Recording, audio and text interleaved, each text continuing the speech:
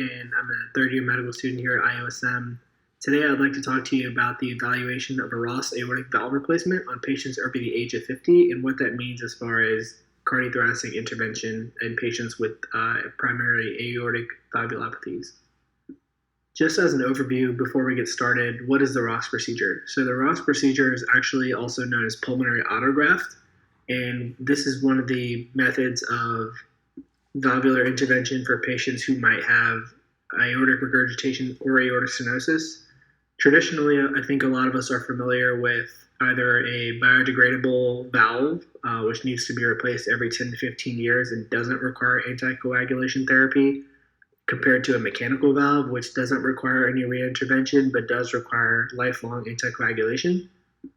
And the reason we looked at this in the over 50 population was that a lot of these patients don't really want to go multiple reinterventions for a biodegradable valve, but they also aren't willing to tolerate or may not be good candidates for lifelong anticoagulation. So is there a way for us to mitigate both of these risks by using a pulmonary autograft? And what this means is that we take the pulmonary valve and we put it into the aortic position, and then we insert a biodegradable valve in the pulmonary position. The reason this is advantageous is that the pulmonary circuit is a very low flow circuit. There's a lot less tension on the valve. Meanwhile, since we have an autograft valve in the aortic position, it's able to handle the high flow systemic circuit. The Ross procedure is typically done for children because it prevents reintervention over the course of their lifespan.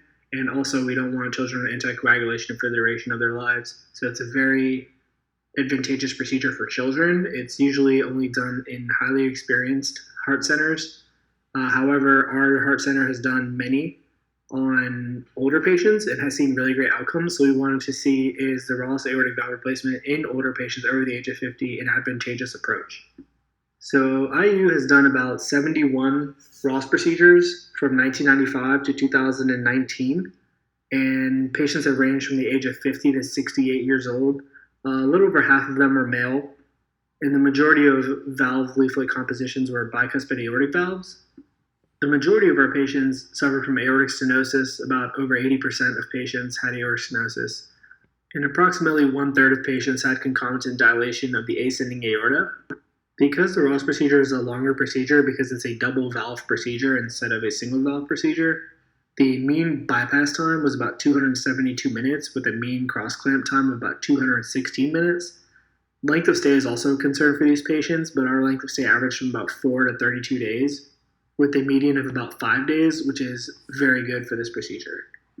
Of the 71 patients who received a Ross, there were no perioperative mortalities.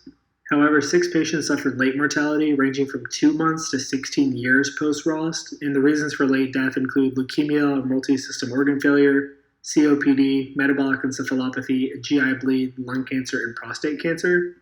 Only 1 patient suffered early death, which is 25 days post-operatively due to cardiac tamponade, and this was our only cardiac death.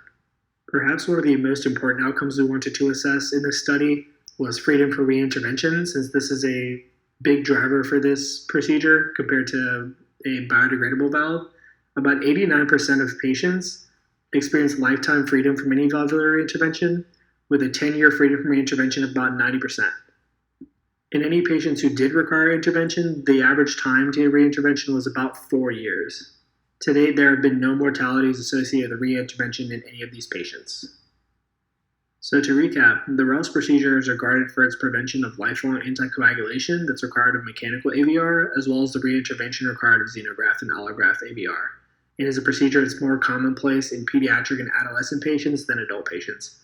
However, our experience with performing the Ross on adults over the age of 50 suggests that the procedure is also an effective long-term solution for those who may be intolerant or do not desire anticoagulation.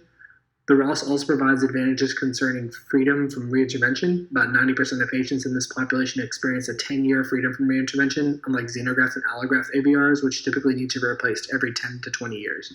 Perioperative results indicate that performing the Ross in this population was associated with a bypass time of 272 minutes, which is comparable to pediatric counterparts at 229 minutes. Additionally, length of stay amongst this population was comparable at about 7.7 days compared to other forms of surgical aortic valve replacement, 7.5 days. Additionally, there were no perioperative deaths within this study population.